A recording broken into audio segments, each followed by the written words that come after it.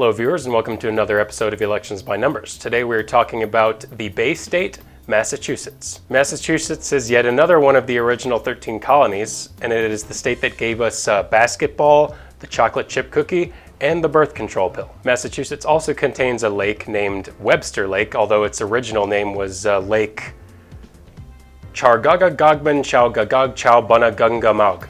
This is an old Algonquian word that means English knifemen and Nipmuc Indians meet at the neutral place or fishing pond, or something like that. So I hope you wrote down the name Chargagagogman Chowgagog Chowbuna Gungamaug, because I might be quizzing you on that later. Massachusetts is a state that has 11 electoral college votes and therefore 9 congressional House districts, and all 9 of them are currently represented by Democrats. In fact, there has not been a Republican representing any district in Massachusetts since 1997. Of all of Massachusetts districts, their last district, Massachusetts 9th, is the furthest to the right in terms of partisan lean. According to the Political Report's Partisan Voting Index, it has a partisan lean of +4 into the Democratic column when compared to the national average, and that is the furthest right district in the state. In spite of that relatively centrist lean, the area's representative, Bill Keating, won his re-election in 2018 by about a 19%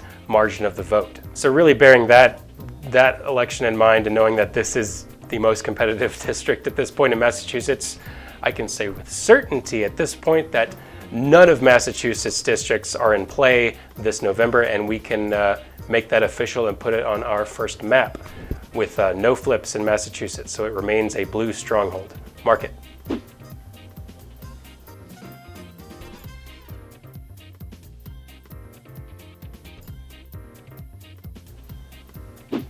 Up next, we have a Senate election in Massachusetts. Incumbent Democratic Senator Ed Markey is running for his second full term in the state against an undetermined Republican opponent. What makes Massachusetts race this year particularly unique is that Markey is actually facing a pretty formidable primary challenger that he's going to be up against in September. That challenger is Representative Joe Kennedy III, who is currently representing Massachusetts 4th District. And why this is unusual is because Ed Markey and Joe Kennedy, they're both Democrats, first of all, but not only that, they have very, very similar politics. They're both relatively progressive candidates running in a relatively progressive state. Some people are scratching their heads over the idea of Joe Kennedy trying to oust a relatively popular senator in Massachusetts. But in his defense, Kennedy has managed to outraise Ed Markey so far, probably due in large part to his massive name recognition. I mean, the name Kennedy carries a lot of weight. Part of Kennedy's reasoning that I've managed to come up with so far is that he thinks we need younger leadership going for Senate seats this year. Ed Markey has been in politics for a long time, and Joe Kennedy is much, I believe he's in his late 30s at this point, and so he believes the transition to a younger generation is necessary and overdue. So until September 1st, we're not going to know exactly who the Democratic nominee is. So I'm going to do some things a little differently today. I'm going to do a calculation with Ed Markey and an unknown Republican, and I'm also going to do one with Joe Kennedy III and an unknown Republican opponent, and we'll see how each fares against a potential challenger. Before I do those calculations, though, let's take a look at some voter turnout ratios to see how Massachusetts voters select their senators. Let's look at those right now. So here we're looking at senatorial to House voter ratios going back over the past decade, and we see excellent numbers for being received by Republican candidates here. Of course, if you've seen my other videos, you know that these percent values are relative to raw turnout for House candidates, and actually I forgot to show you that graph in the previous section, so let's just bring that up right now and put it right on top of this. So yeah, basically here we're seeing a massive turnout advantage in favor of Democrats in the state of Massachusetts. And actually Ed Markey's last election that he ran in as a U.S. Senator was in 2014, and so the numbers I have here showing that he received 87.46% senatorial to House voter ratio, whereas his opponent received 256% of the votes that all Republican House candidates received running that year in the state of Massachusetts. But even a roughly, 170% turnout ratio advantage on the side of Republicans was not enough to defeat Ed Markey that year. These senatorial to House voter ratios are really relevant only when House seats are relatively competitive, and we learned from the last section, there hasn't been a Republican representing any district in Massachusetts for 23 years. Okay, now that you have an idea about that, let's toss the graph and numbers aside, and we're gonna do two calculations now. First, we're gonna do Ed Markey. We have to take into account his approval rating in the state, which is very good as of this video. He is at plus 25 approval rating. So we take what we know about raw House turnout, about these voter ratios, and about his approval rating, and let's calculate if Ed Markey would beat a Republican challenger. Pobot, let's do that. And there's our result. That's actually the margin of victory that Ed Markey would receive if he retains his candidacy this September. He would win against a Republican opponent by just over 28% of the vote. Now, let's take that same formula and take away the approval rating that Ed Markey has the benefit of, and calculate whether or not we think Kennedy would win against a generic Republican. Pobot, let's do that. And there we have our result for Kennedy. If he is able to primary Ed Markey this September, Kennedy would win the Senate seat by a roughly 25% margin of the vote. So regardless of whether or not Markey is the candidate or Kennedy is the candidate, we'll know after September. One of those guys is definitely going to win the Senate seat this November. So let's go ahead and make that result official and put it on our senatorial map now. Mark it.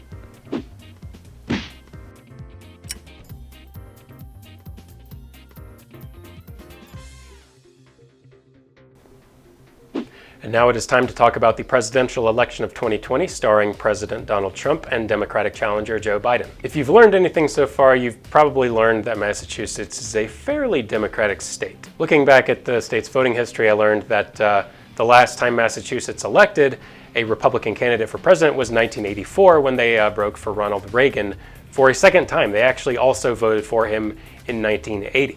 But more recently, specifically 2016, we saw Massachusetts break for Hillary Clinton over Donald Trump by about a 27% margin of the vote. In fact, when you look at the last 20 years, the last 5 presidential election cycles, the Democratic share of the vote has hovered right around 60%. But to learn more about how Massachusetts voters select their presidents, let's take a look at some more voter turnout ratios. So let's pull those up right now.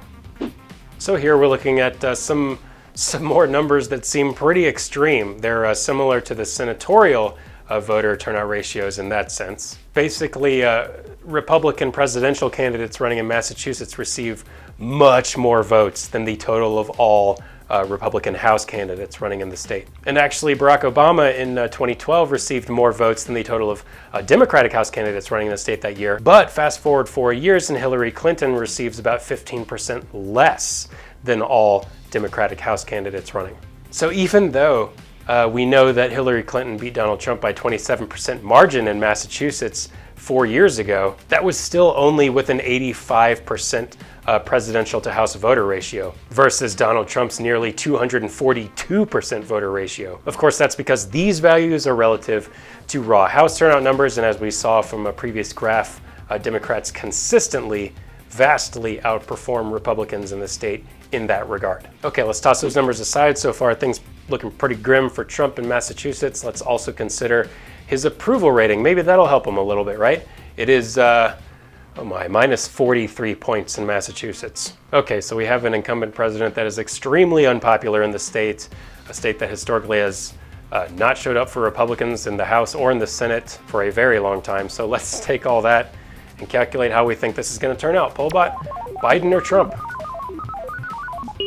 And there we have, so far in this series, I think the largest margin of victory for either presidential candidate. Joe Biden wins Massachusetts by a 35.45% margin of the vote. This would be an improvement on Hillary Clinton by about 8 percentage points, adding troubles to a Republican Party in Massachusetts that is already struggling greatly. So now we have presidential results in for Massachusetts. Let's make those official and put it on our next map. Mark it.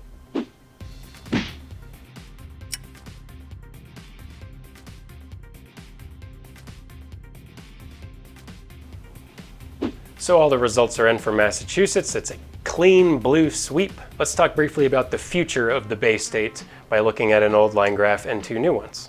So first, let's talk more in detail about raw House turnout numbers for the state of Massachusetts. Right away, you'll see a blue line that's sloping up and a red line that is generally sloping down.